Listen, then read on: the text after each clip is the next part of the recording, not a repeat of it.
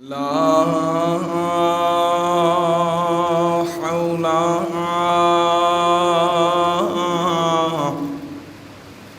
ولا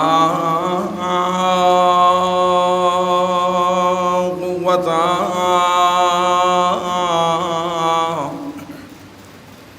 إلا بالله العلي العظيم. أعوذ بالله من الشيطان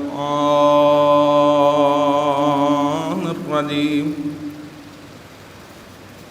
بسم الله الرحمن الرحيم. الحمد لله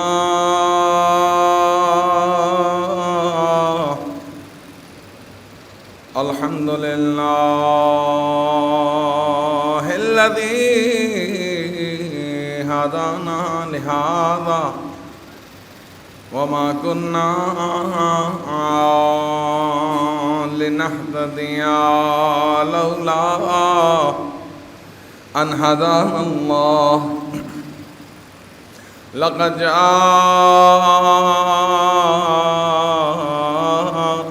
رسل ربنا بالحق والصلاة والسلام وتحية والإكرام على سيد الأنبياء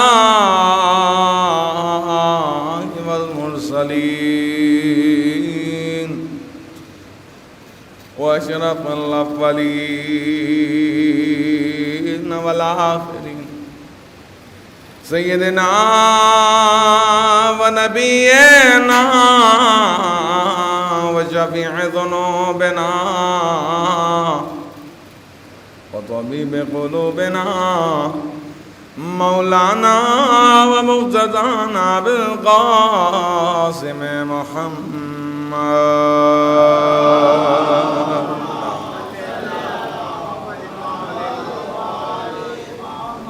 وعلى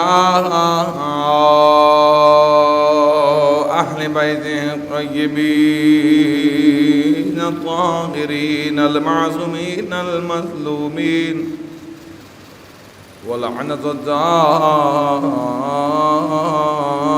على أعدائهم أجمعين من الآن إلى قيام يوم الدين. أما بعد، وقد قال الله تبارك وتعالى في محكم الكتاب الكريم: بسم الله الرحمن الرحيم. إنا فتحنا لك فتحا مبينا.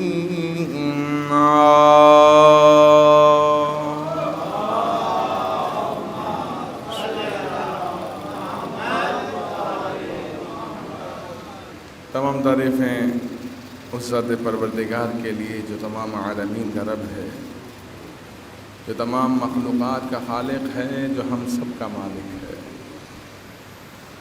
وہی ہے جو لائق حمد و ثنا ہے.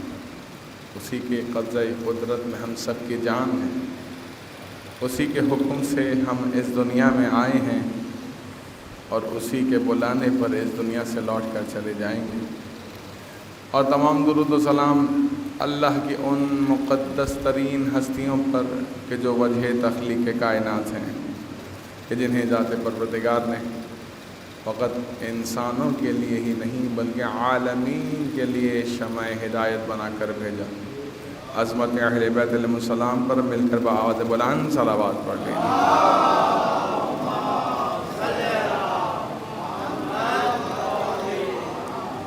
السلام علیکم ورحمۃ اللہ وبرکاتہ.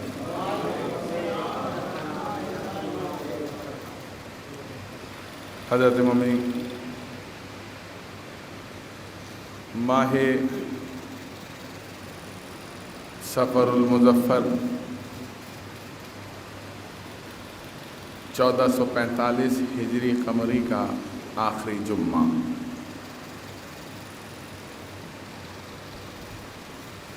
بہت تیزی سے یہ ایام جو کہ ایام عزا ہیں ہم سے رخصت کی طرف بڑھ رہے ہیں۔ ان ایام کا پیغام کربلا، اور کربلا کا مقصد خدا شناسی اور امام شناسی ہے۔ آپ کی خدمت میں عرض کروں کہ اللہ رب العزت نے کچھ حرمت والے مہینے قرار دیے۔ اسلامی مہینوں میں چند اہم ترین مہینوں میں سے بھی 2 مہینے کافی قابل ذکر، ایک ماہ رمضان المبارک کا مہینہ اور ایک محرم الحرام کا مہینہ۔ ان 2 مہینوں میں شباہت، مماثلت اور جو چیزیں مشترک ہیں وہ آپ کی خدمت اقدس میں بیان کر رہا ہوں۔ ماہ مبارک رمضان، جس کو شہر اللہ کہا جاتا ہے، کیا کہا جاتا ہے؟ شہر اللہ، یعنی اللہ کا مہینہ۔ کیوں کہا جاتا ہے؟ کیونکہ اللہ رب العزت کا قرب حاصل کرنے کے لیے، اس کی معرفت حاصل کرنے کے لیے یہ مہینہ بہترین مہینہ ہے۔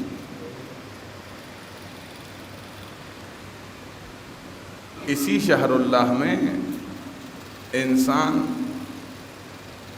اگر اپنے لیے ہدف خدا شناسی قرار دے تو یہ مہینہ جو کہ شہر اللہ ماہ رمضان کا مہینہ ہے اس کے لیے معاون و مددگار ہوتا ہے۔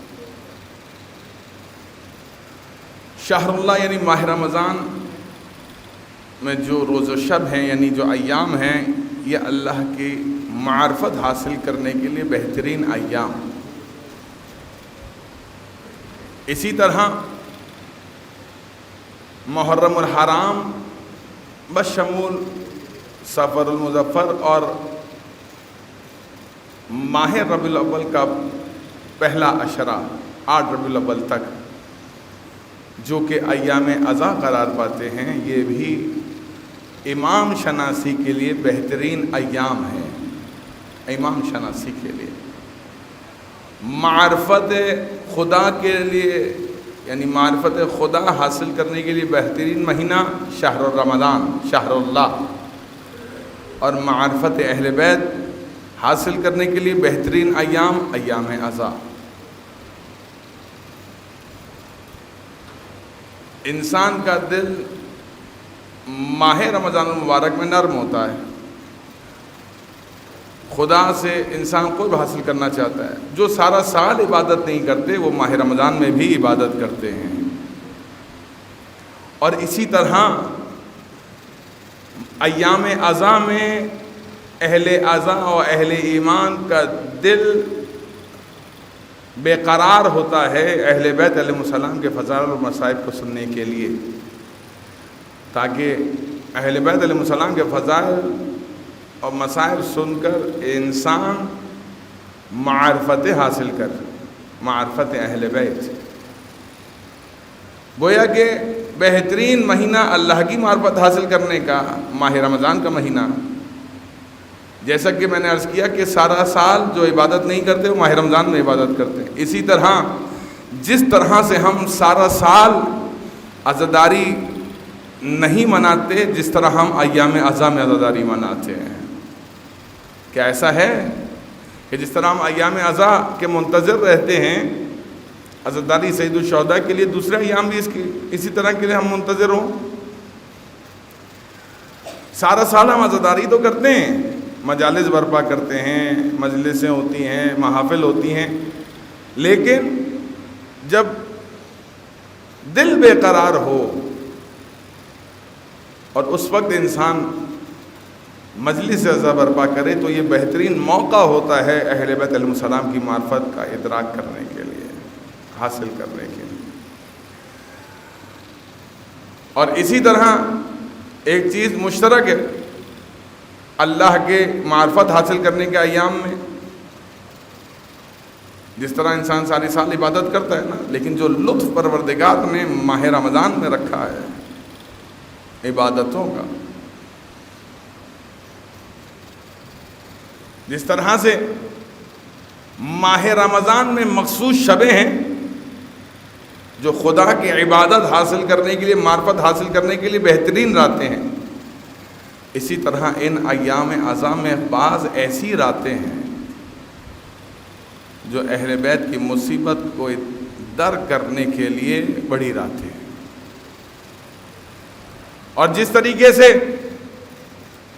ماہ رمضان کے بعد ان لوگوں کے لیے جو ماہ رمضان میں روزے رکھتے ہیں، عبادت کرتے ہیں، ان کے لیے، یعنی عبادت گزاروں کے لیے، متقی پرہیزگاروں کے لیے، روزہ داروں کے لیے پروردگار نے بہترین انعام قرار دیا روزے عید کو، اور ماہ رمضان کے لیے روزے عید، ماہ رمضان کے بعد روزے داروں کے لیے روزے عید قرار دیا تحفتاً، ہدیتاً اور انعام کے طور پر۔ اسی طرح ایام عزا کے بعد 9 ربیع الاول کا دن اہل ایمان کے لیے عید کا دن قرار دیا، کہ جس دن اہل عزا، اہل ایمان اپنا غم بڑھا دیتے ہیں، کیونکہ ہم اہل بیت کی خوشی میں خوشی مناتے ہیں اور اہل بیت کے غم میں غم مناتے ہیں، اور ہماری اپنی ذاتی خوشیوں اور غموں پر مقدم ہیں اہل بیت علیہ السلام کی خوشی اور غم۔ کیوں؟ کیونکہ غلام کو اپنے آقا کے مطابق زندگی گزارنی چاہیے۔ ہم غلام ہیں اہل بیت علیہ السلام کے، جیسا وہ چاہتے ہیں ایسا ہمیں بننا چاہیے۔ اللہ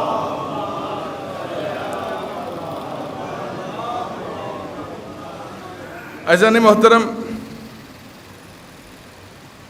ماہ محرم الحرام اور ماہ سفر ایام عزا کا ایک بڑا حصہ رخصت ہو چکا۔ آج ماہ سفر کی 28 تاریخ ہے، اور آپ کی خدمت میں یہ بات عرض کروں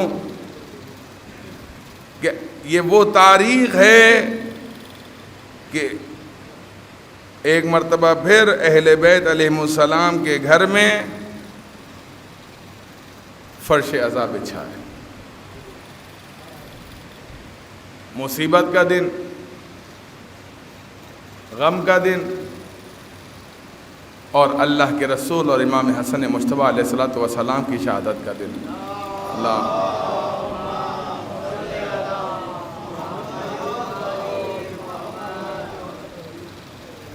لہٰذا آپ کی خدمت میں جیسا کہ میں نے عرض کیا کہ ماہ سفر کا آخری جمعہ آیت اللہ محمد باقر فیشارکی بیان فرماتے ہیں کہ جو بھی ماہ سفر کے آخری جمعے کو، ایک مختصر سی دعا ہے، اس دعا کو تلاوت کرے تو پروردگار اس کو بڑا اجر عطا کرتا ہے، بالخصوص اس کی عمر میں بے پناہ اضافہ کر دیتا ہے۔ زندگی وہی جو محبت اہل بیت میں گزرے، ورنہ ایسی زندگی سے موت بہتر ہے جو اہل بیت کے بغیر گزرے۔ تو لہٰذا اہل بیت کی محبت اور مودت میں اضافے کے ساتھ اور میں اضافے کے لیے وہ زندگی جو اہل بیت علیہ السلام کی محبت میں گزرے، وہ زندگی خدا سے طلب کرنے کے لیے آئیے ہم اس دعا کو اجتماعی طور پہ پڑھتے ہیں، میں پڑھوں گا، آپ لوگ اس کو میرے بعد میرے ساتھ دہرائیے، مل کر بآواز بلند صلوات پڑھ لیجیے۔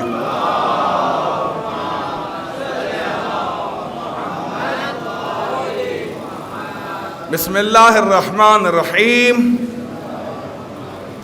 یا اجل من کل جلیل، یا اکرم من کل کریم، و یا اعز من کل عزیز، اغثنی یا غیاث المستغیثین، بفضلک وجودک وکرمک ومد عمرنا وهب لنا من لدنک عمرا بالعافیہ یا ذا الجلال والاکرام۔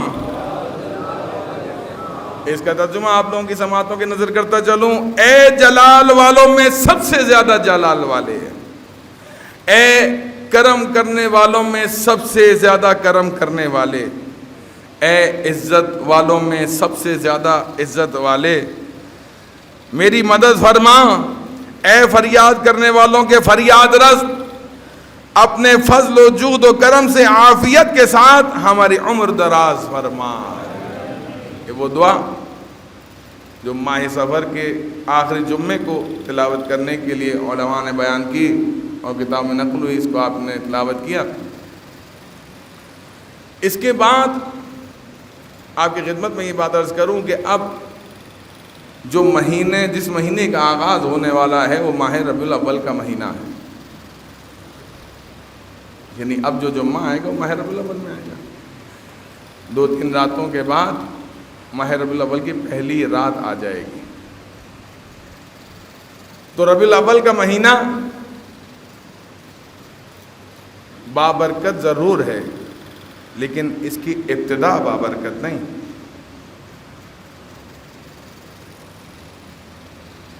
آپ توجہ سے میری بات سماعت فرمائیں۔ ہم لوگوں میں بعض افراد اتحاد کے نام پر اہل بیت علیہ السلام کی مصیبت کو فراموش کر دیتے ہیں جب ماہ ربیع الاول کا آغاز ہوتا ہے۔ بعض ایسے موارد سامنے آئے کہ لوگوں نے اپنے گھروں پہ سے سیاہ پرچم ہٹا دیے اور سب سے پرچم لہرا دیے۔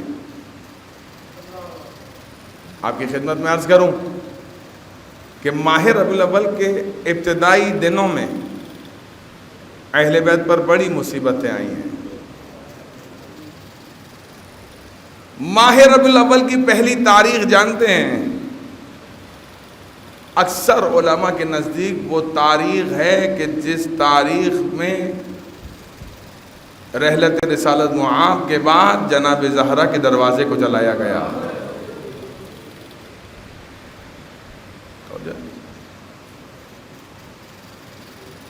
پہلی تاریخ، پہلے 5 دن بڑے سخت ہیں جناب سیدہ پر۔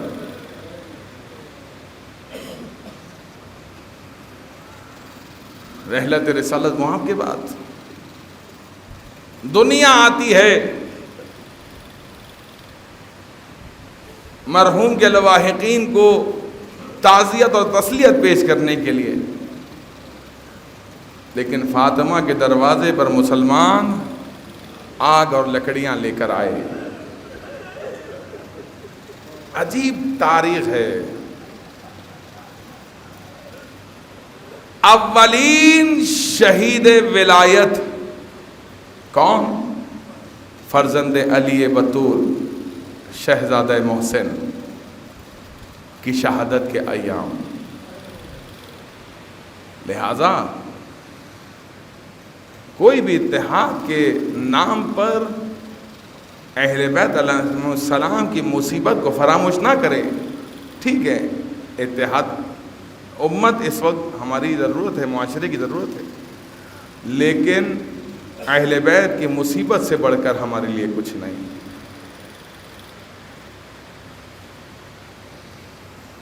جناب سیدہ نے کسی کا کیا بگاڑا تھا؟ ابھی رحلت رسالت معاب کو چند دن گزرے تھے،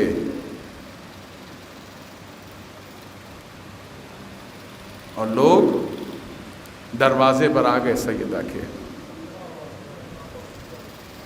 گزشتہ جمعے کا حوالہ دے رہا ہوں، میں نے ایک روایت بیان کی تھی کہ وقت آخر جب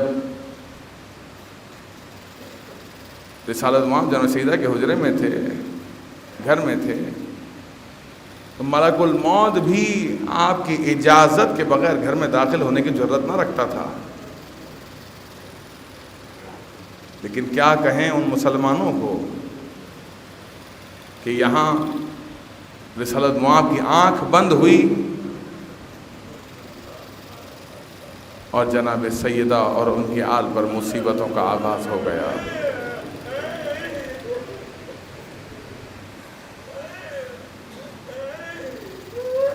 خدا کی قسم، لوگوں کی مصیبتیں ختم ہونے والی ہیں، لیکن جناب سیدہ کی مصیبتیں کبھی نہ ختم ہونے والی مصیبتیں۔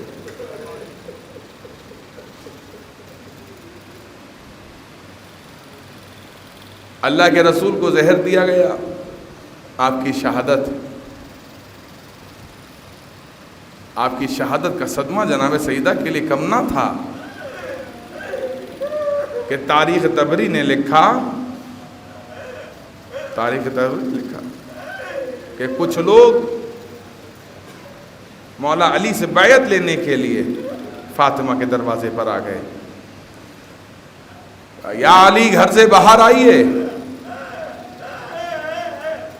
جناب سیدہ نے دفاع کیا ہے ولایت مولا کائنات کا۔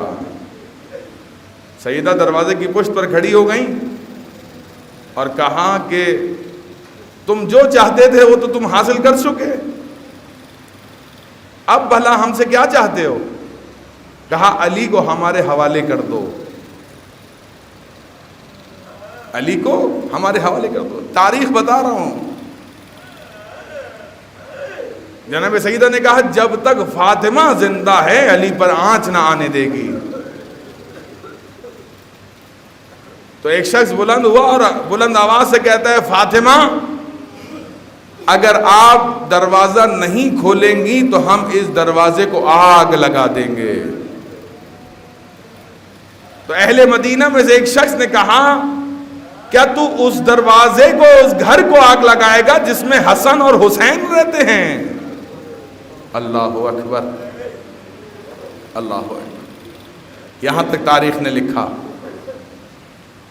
کہ اس نے کہا کہ اس گھر میں کوئی بھی رہتا ہو میں اس گھر کو آگ لگا دوں گا۔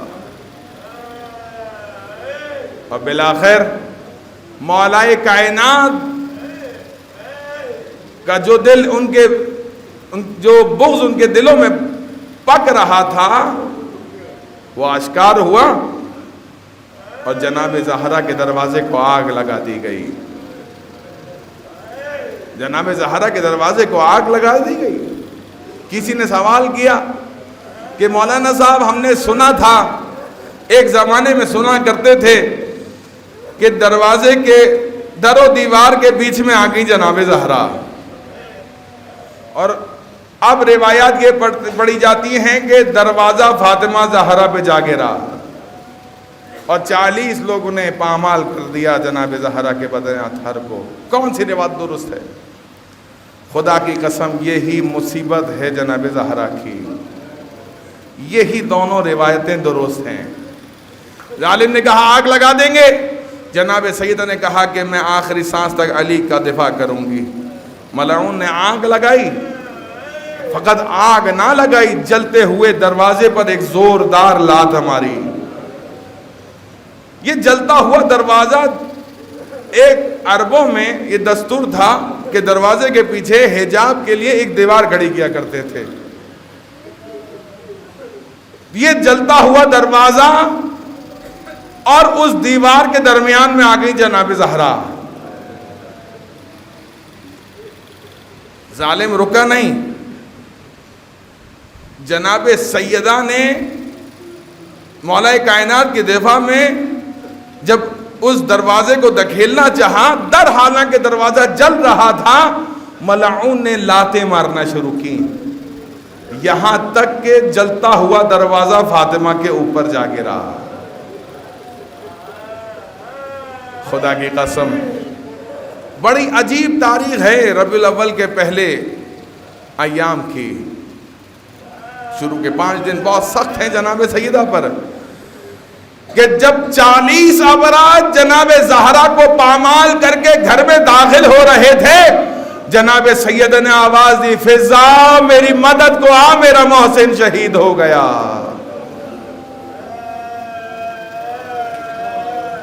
آیت اللہ وحید خراسانی نے متوجہ کیا ہے، اہل عزا کو تاکید کی ہے کہ زیادہ سے زیادہ ایام محسنیہ کو منایا جائے تاکہ زہرا کا دشمن جناب محسن کا قاتل بے نقاب ہو۔ تو لہذا اہل عزا کی ذمہ داری جہاں امام حسین کی عزاداری برپا کرنا ہے، وہیں وہ شہزادہ جو اولین شہید ولایت ہے، حق ہے اس کا کہ اس کی شہادت کے ایام منائے جائیں۔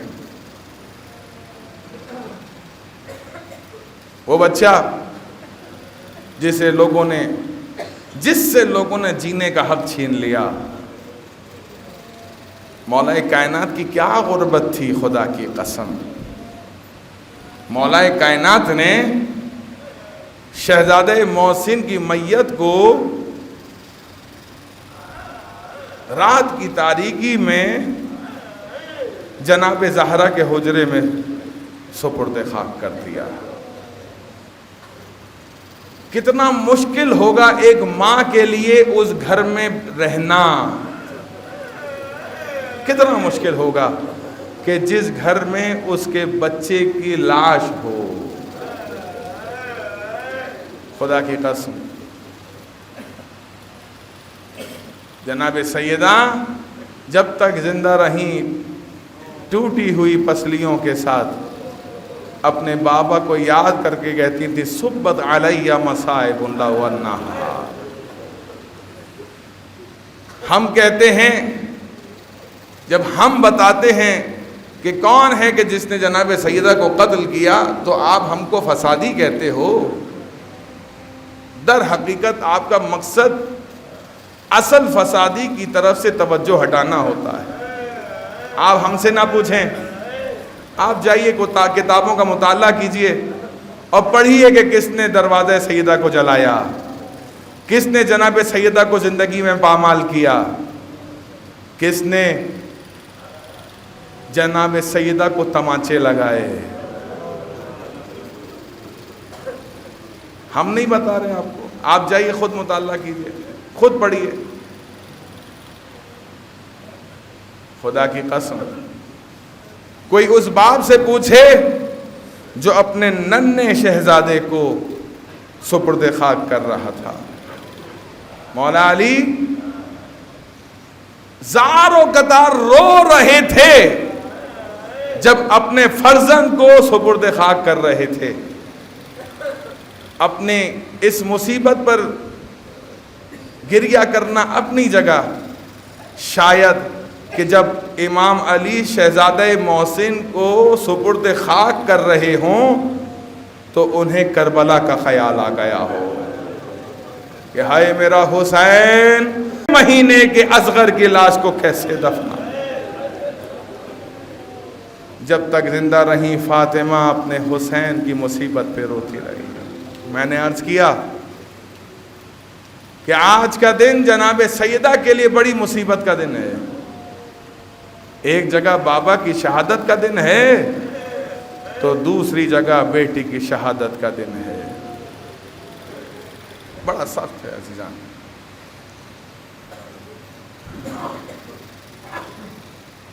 بڑا سخت تھا۔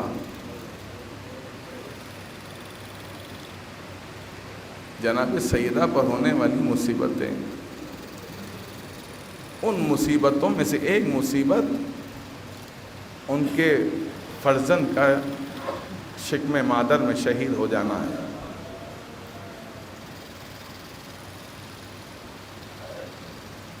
حالات اور واقعات تاریخ میں لکھ دیے، لوگ تاریخ پڑھیں، ہم اپنی طرف سے کچھ بیان نہیں کرتے، ہم تو وہ بیان کرتے ہیں جو تاریخ نے لکھا۔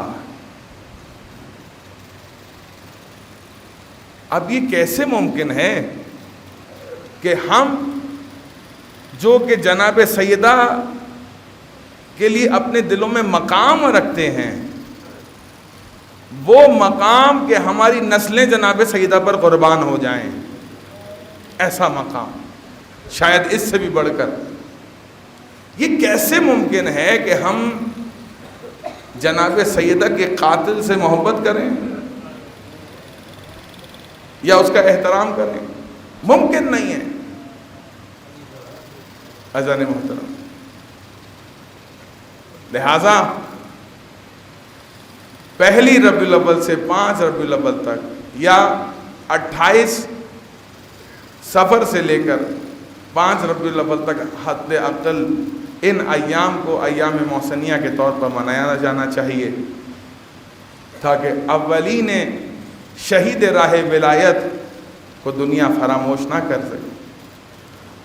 لوگ جو جناب امیر اور جناب سیدہ کی اولادوں کو جانتے ہیں کہ امام حسن، امام حسین، جناب زینب کبریٰ اور جناب ام کلثوم، دنیا جانتی ہے فقط یہی اولادیں ہیں، تو دنیا کو بتانا ہمارے اوپر واجب ہے؟ نہیں۔ ایک وہ بیٹا بھی ہے جناب فاطمہ زہرا کا جسے شکم مادر میں شہید کر دیا گیا، تاکہ دنیا اہل بیت علیہ السلام کی مصیبت کا ادراک کر سکے۔ عزیزان محترم، اسی امید کے ساتھ کہ انشاءاللہ ایک وقت آئے گا کہ لوگ جناب زہرا سے ایسی محبت اور مودت کریں گے، ان کی معرفت کا حق ادا کرتے ہوئے دشمنان جناب زہرا پر اور قاتلان جناب زہرا پر برملا لعنت کریں گے۔ دعا کرتے ہیں پالنے والے ہماری اس خلیل سی عبادت کو اپنی بارگاہ میں قبول فرما، حاضرین نماز کی شرعی حوائج کو اپنی بارگاہ میں قبول فرما، جو ممنونات پریشان حال ہیں ان سب کی پریشانیوں کو دور فرما۔ اے رب کائنات، جو بے گناہ اسیر ہیں ان سب کو رہائی عطا فرما، جو بے گھر ہیں ان کو اپنے ذاتی مکان میں رہنا نصیب فرما، ہمیں اجر رسالت جناب سیدہ سلام اللہ علیہا کا اجر ادا کرنے کی توفیق عنایت فرما۔ پالنے والے تیری بارگاہ میں دعا گو ہیں، ہمیں اہل بیت علیہ السلام کی محبت میں زندگی جینا، امام حسین کی عزاداری میں موت نصیب فرما، ہمارے مرحومین کی مغفرت فرما، ہمارے مرحومین کو جوار اہل بیت علیہ السلام میں جگہ عطا فرما، ہمارے مرحومین کو اور ہم سب کو، ہمارے گزشتگان کو، ہمارے آنے والی نسلوں کو جناب سیدہ سلام اللہ علیہا کی شفاعت نصیب فرما، اپنی آخری حجت کے ظہور میں تعجیل فرما، ہمیں امام کے ادنا ترین غلاموں میں شمار فرما۔ بسم اللہ الرحمن الرحیم، قل هو اللہ احد اللہ الصمد لم یلد ولم یولد ولم یکن له کفوا احد۔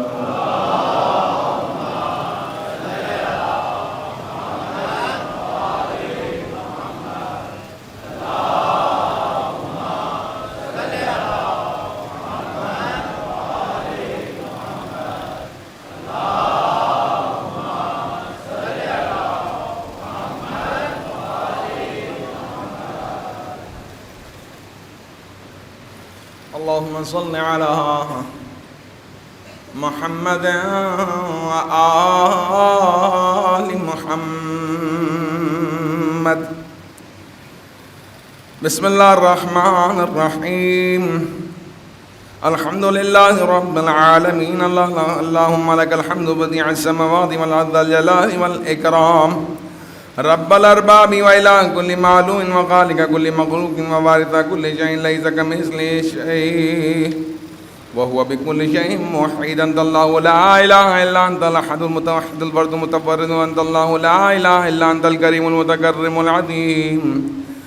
والصلاة والسلام على محمد النبي الرحمة سيد المرسلين وعلي بن أبي طالب سيد الوصيين وفاطمة الزهراء سيدة النساء العالمين والحسن المجتبى حجة الله على الخلق أجمعين والحسين الشهيد المظلوم وارث الأمير المؤمنين وعلي بن الحسين زين العابدين ومحمد بن علي باقر من الأولين والآخرين وجعفر بن محمد الصادق الصديق والمقتدي بآبائه الصالحين وموسى بن جعفر الكاظم من أولاد النبي وعلي بن موسى رضا من ذرة بررة المتقين محمد بن علي الجواد الولي المؤمن وعلي بن محمد السراج المنير إمام الخاشعين والحسن بن علي سيد الأوصياء المنتجب من خلف القائم المهدي المنتظر الحجة بعد آبائه على خلقه المؤدي النبي واضع للمعظم من الوصي الذي ببقاء بقية الدنيا يمنه يرزق الورى وبجوده ثبت الأرض والسماء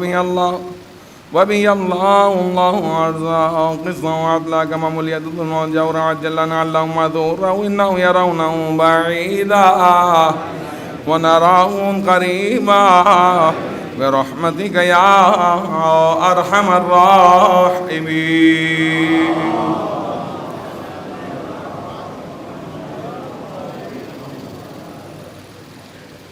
اعوذ باللہ من الشیطان الرجیم. بسم اللہ الرحمن الرحیم وبہ نستعین. عزیزان محترم، جیسا کہ میں نے خطبہ اول میں آپ کی خدمت اقدس میں بیان کیا کہ ایام معرفت اہل بیت اور اہل بیت علیہ السلام کی معرفت ان ایام میں دو چیزوں سے حاصل ہوتی ہے. ایک اللہ کی عبادت، ایک امام حسین کی عزاداری. اللہ کی عبادت اور امام حسین کی عزاداری. جب انسان ان دو چیزوں کے ہمراہ چلے گا تو انسان اہل بیت علیہ السلام کی معرفت حاصل کر سکے گا. آپ کی خدمت اقدس میں ہمیشہ میں جوانوں کو مخاطب کر کے بات کیا کرتا ہوں کہ بزرگان بہرحال ہمارے لیے مشعل راہ ہیں اور ان کی تائید کے ساتھ ہمیشہ جوانوں کو مخاطب کر کے کہتا ہوں کہ انہوں نے اپنے حصے کی جو ذمہ داری تھی اس کو نبھایا. اب آپ کی ذمہ داری ہے کہ آپ اس مشن کو جو کہ حسینی مشن ہے، اس قافلے کو کہ جو حسینی قافلہ ہے، اسے آگے لے کر چلنا آپ کی ذمہ داری ہے. یہاں ان جوانوں کے لیے کہ جو امام حسین کی عزاداری میں مشغول رہتے ہیں اور خدا کی عبادت کو انجام دیتے ہوئے اپنے عزائے فریضے کو بھی انجام دیتے ہیں، قابل تحسین ہیں وہ جوان. یقیناً یہ وہ جوان ہیں کہ جو انشاءاللہ امام زمانہ عجل اللہ تعالی فرجہ الشریف اللہم صلی علی محمد، انشاءاللہ کہ یہ سب ایسے جوان امام زمانہ کے لشکر کے سپاہی ہوں گے انشاءاللہ، اور امام کے ہم رکاب ہوتے ہوئے امام کے اقتداء میں انشاءاللہ نماز بھی ادا کریں گے اور امام کے ساتھ عزاداری سید الشہداء بھی برپا کریں گے.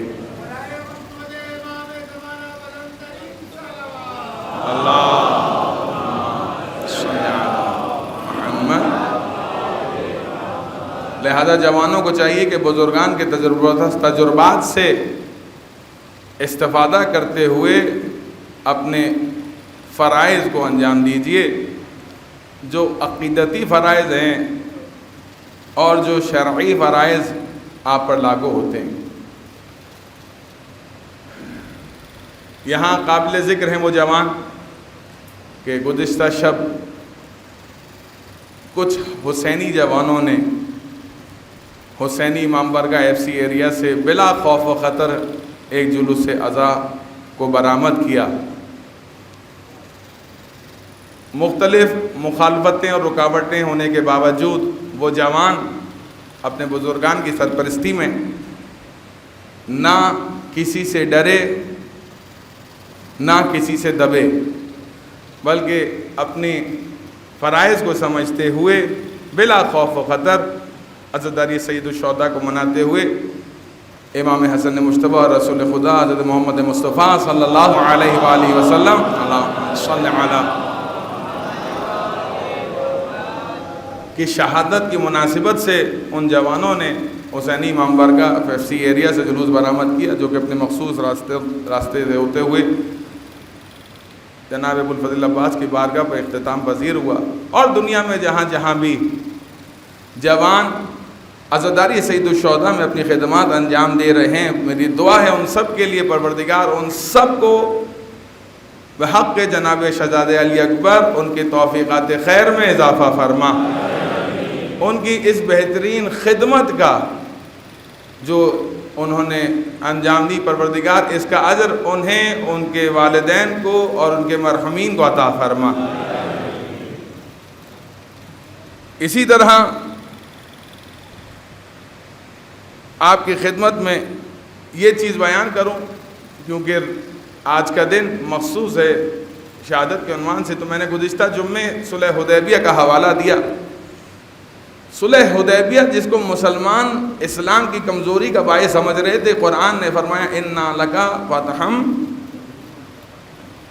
مُبِينًا، کہ ہم نے آپ کے لیے کیا ہے ایک عظیم فتح قرار دیا ہے۔ کس چیز کو؟ صلح حدیبیہ کو۔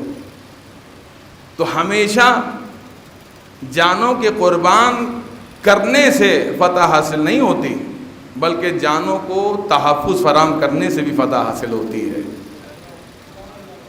جس طرح سے رسالت معاب کے زمانے میں صلح حدیبیہ ہوئی، اسی طرح سے امام حسن مجتبی علیہ السلام کے زمانے میں اللہم صل علی محمد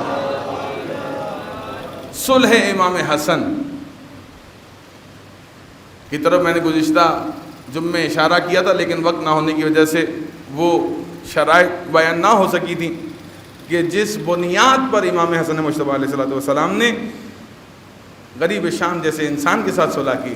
ایک بڑا نام سلیمان بن سرد خزائی جیسے لوگ امام حسن کے پاس آ کے تانا دیا کرتے تھے،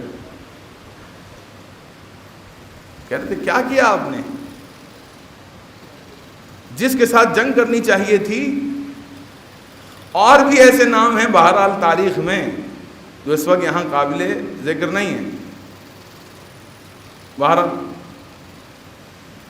کہ جنہوں نے امام حسن علی مقام کے اس فیصلے کو، جو کہ امام کا ذاتی فیصلہ نہیں تھا، اس کی طرف سے پیشکش تھی، امام نے اس کو قبول کیا تھا بامر مجبوری۔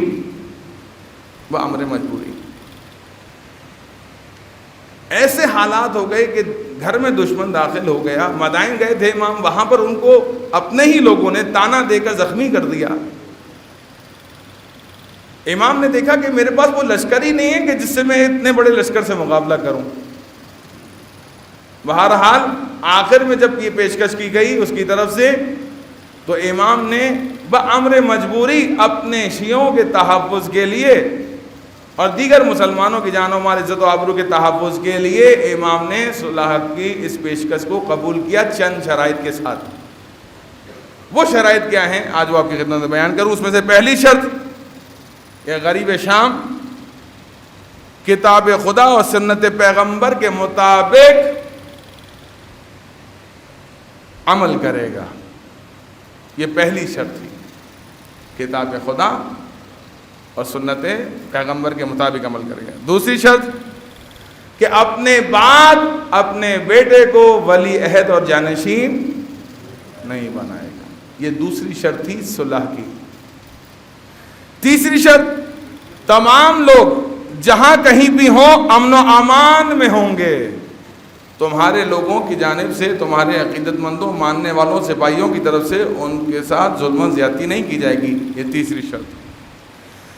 اور چوتھی شرط خاص شیعان حیدر کرار کے لیے مولا نے یہ تاکید کی کہ یہ جہاں جہاں شیعان حیدر کرار آباد ہیں تمہارے لوگوں کی طرف سے انہیں امن فراہم کیا جائے گا، ان کے قافلوں کو نہیں لوٹا جائے گا، ان کے ناموس اور آبرو کو خراب نہیں کیا جائے گا، ان کو قتل نہیں کیا جائے گا۔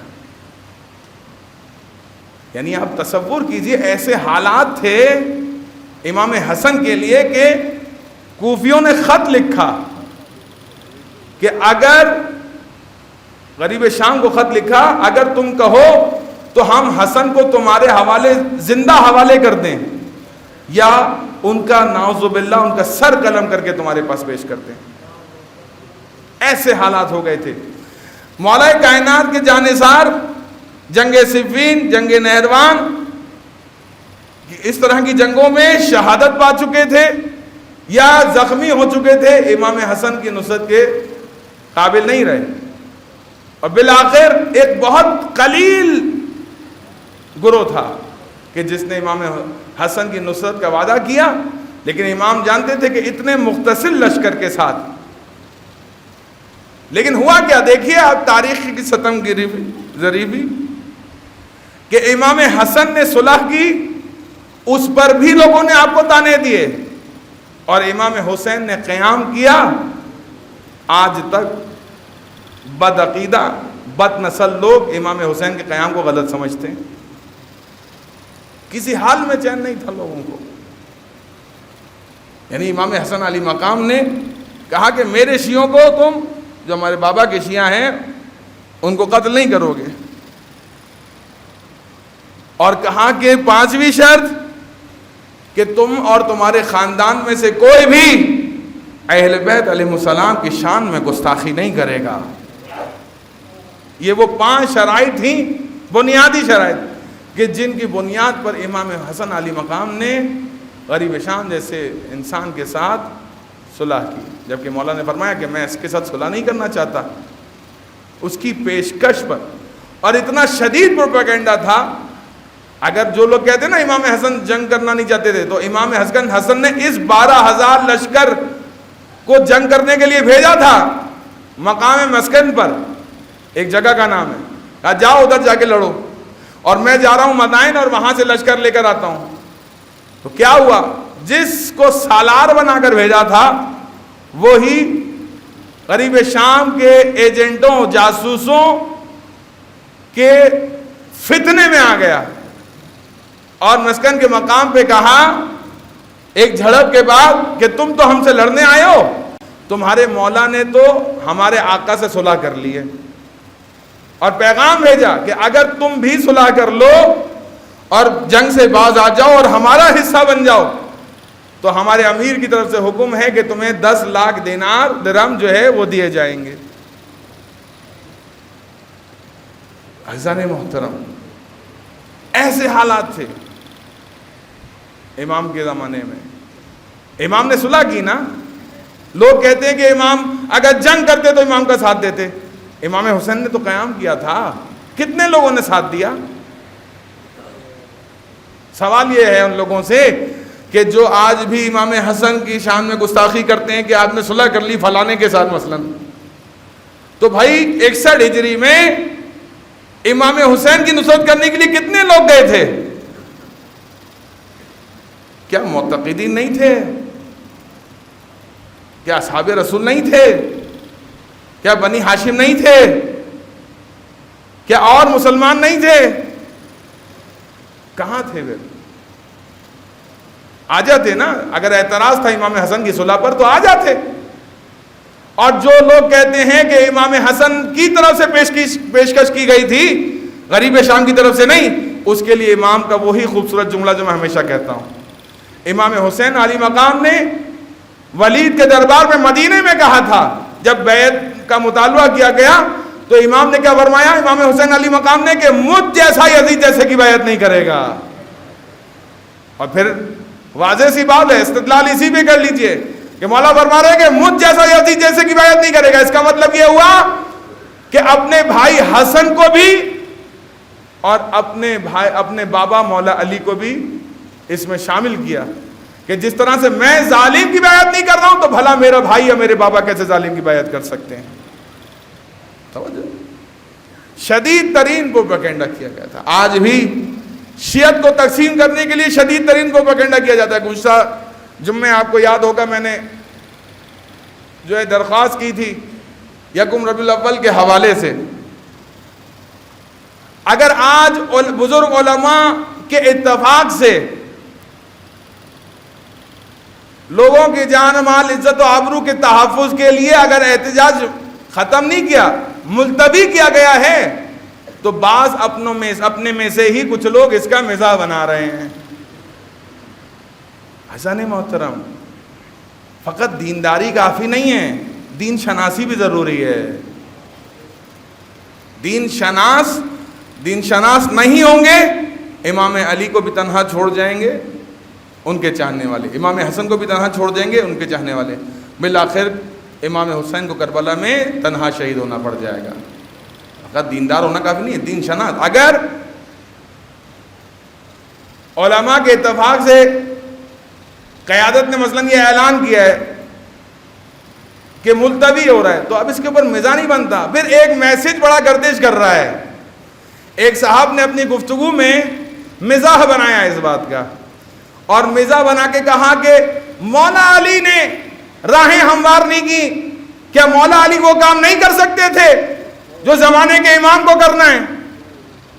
یعنی عجیب عجیب بحثوں میں الجھایا جا رہا ہے جوانوں کو کہ جب یکم ربیع الاول کی آمادگی کے لیے بات کی جا رہی تھی علماء کی طرف سے تو بعض افراد اس طرح کی باتیں کر کے کہ کیا ضرورت ہے گھروں سے نکلنے کی, امام کا فرمان ہے, مختلف روایات کو نقل کر رہے ہیں, سوشل میڈیا پہ گردش کر رہا ہے کیا کہ بھائی امام کا فرمان ہے کہ تقیہ اختیار کرو, امام کا فرمان ہے ان غیبت کبریٰ کے زمانے میں اپنی معاش کی فکر کرو, امام کا فرمان ہے کہ اس غیبت کبریٰ کے زمانے میں اپنے گھروں میں بیٹھ جاؤ, کوئی قیام نہیں کرے گا.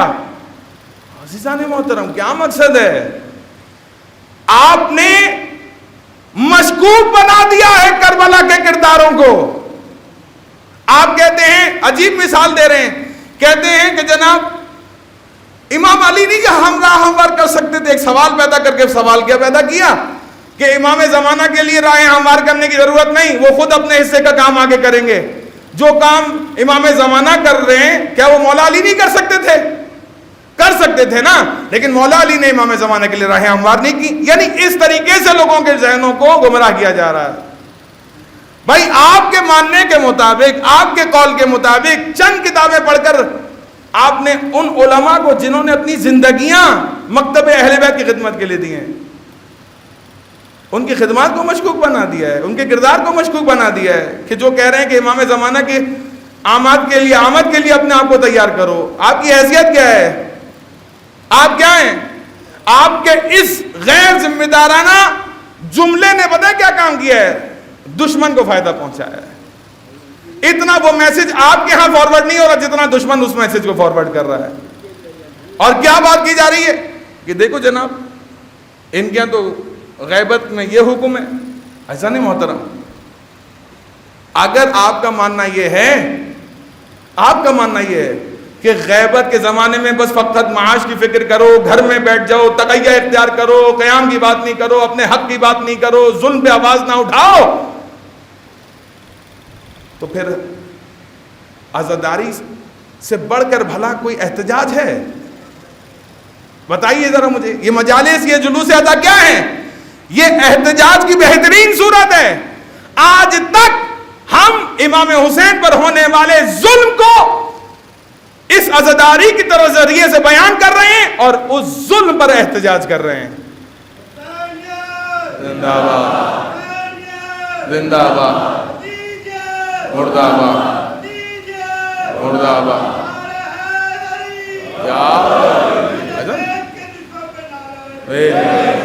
ایسا نہیں محترم, اگر آپ کے نظریے کو لے لیا جائے, قبول کر لیا جائے تو بہت سی مشکلات پیدا ہوں گی. سب سے پہلے تو جوانوں کے لیے عرض کر رہا ہوں, اس نظریے کو کہ کچھ نہ کرو, گھر میں بیٹھ جاؤ, نہ قیام کی ضرورت ہے, نہ آواز حق بلند کرنے کی ضرورت ہے, نہ کسی اور بات کی تقیہ کرو، گھروں میں بیٹھو، معاش کی فکر کرو. اگر یہ فکر رائج کر دی گئی تو آپ اپنی مجالس اور جلوس عزا سے محروم ہو جائیں گے. یہ مجالس اور جلوس عزا کیا ہے؟ دشمن آپ پر حملہ کیوں کرتا ہے؟ انہی مجالس کی وجہ سے. تو آپ نہیں کریں، بچا لیں اپنی جانیں. لیکن جس کا ایمان کمزور ہوگا، جس کے والدین کی تربیت میں فرق ہوگا، وہ یہ نظریے کا حقائل ہوگا. ہم حسینی ہیں، ہماری مائیں حسینی ہیں، ہماری ماؤں نے ہمیں کربلا کا درس دیا ہے. ہم مرنا تو جانتے ہیں، جھکنا نہیں جانتے. ہم اپنے آپ کو، اپنی نسلوں کو قربان کر دیں گے، لیکن کربلا کو فراموش نہیں کریں گے. اب اس بات کو بہانہ بنا کر کے گھروں میں بیٹھو تقیہ کرو، تو تقیہ کا مطلب کیا ہے؟ نہ مجلس کرو، نہ جلوس کرو، چھپا لو اپنا عقیدہ. ایسا نہیں محترم. لہذا اس کا سب سے بہترین رد ہے خود کربلا، جو ان کا نظریہ ہے. موصوف نے بیان کیا منبر سے کہ جو کام امام مہدی کے لیے کر رہے تھے وہ مولا علی بھی کر سکتے تھے. مولا علی نے تو نہیں کیا، مولا علی نے تو قیام نہیں کیا، مولا علی نے تو راہ ہموار نہیں کی، دیگر ائمہ نے تو راہیں ہموار نہیں کی. کون کہہ رہا ہے بھائی؟ کہاں سے لائے ہو تاریخ؟ کیا مولا کائنات نے بیعت توڑنے والوں کے خلاف جنگ نہیں کی؟ خوارج کے خلاف جنگ نہیں کی؟ صفین نہیں کی؟ امام حسن بھی جنگ کرنا چاہتے تھے، پھر مجبور کر دیا گیا ایسے ہی لوگوں کی فتنہ گر لوگوں کی وجہ سے. امام حسن کو مجبور کر کے پھر آپ کے اس ایک جملے سے امام حسین کے آپ نے اتنے عظیم کارنامے کو مشکوک بنا دیا. امام کیوں نکلے تھے اپنے؟ آپ کیا پڑھتے ہیں دعاؤں میں؟ آپ کہتے ہیں ہم نے بڑی کتابیں پڑھی، کیا پڑھتے ہیں دعاؤں میں آپ؟ امام زمانہ کو لیے کیا کہتے ہیں؟ خون حسین کا بدلہ لینے والا. امام نے کربلا کے ذریعے سے آخری حجت کی طرف، اور آخری حجت نے کربلا کا حوالہ دے کر میرا سلام ہو ان لاشوں پر کہ جن پر گھوڑے دوڑائے گئے. ایسا نہیں محترم. تقیہ کا زمانہ نہیں ہے، اپنے حق کے دفاع کا زمانہ ہے.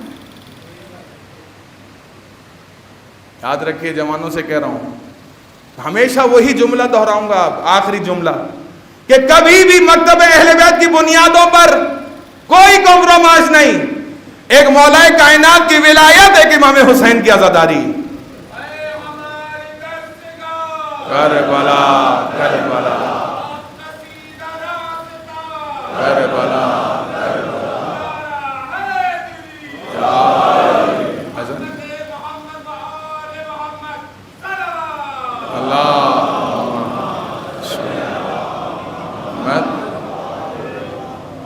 اذان محترم. ہمیں اپنے جوانوں کی جانیں عزیز ہیں، لیکن علی اکبر کے بعد ہمیں اپنے بزرگان کی عزتیں عزیز ہیں، لیکن امام حسن مجتبیٰ کے بعد جناب زہرا کے فرزند امام حسن مجتبیٰ، تاریخ کا وہ واحد جنازہ جو 2 بار گھر سے برآمد ہوا. ایک بار بہن نے برآمد کیا تو آپ کا کفن بالکل سفید تھا، لیکن جب دوسری مرتبہ برآمد ہو رہا تھا، عجیب کیفیت تھی جناب زینب کی کہ نہ جانے کیسے ایک بہن نے بھائی کے جنازے سے 72 تیر نکالے. خدا سے دعا ہے کہ رب کائنات ہماری اس خلیص عبادت کو اپنی بارگاہ میں قبول فرما، دشمنان کے شر سے ہمیں محفوظ فرما، ہمارے حسینی جوانوں کو شہزادہ علی اکبر کی سیرت پر عمل کرنے کی توفیق عنایت فرما، اپنی آخری حجت کے ظہور میں تعجیل فرما، ہمیں امام کے اتنا ترین غلاموں میں شمار فرما. ان اللہ و ملائکتہ یصلون علی النبی یا ایھا الذین آمنوا صلوا علیہ وسلموا تسلیما.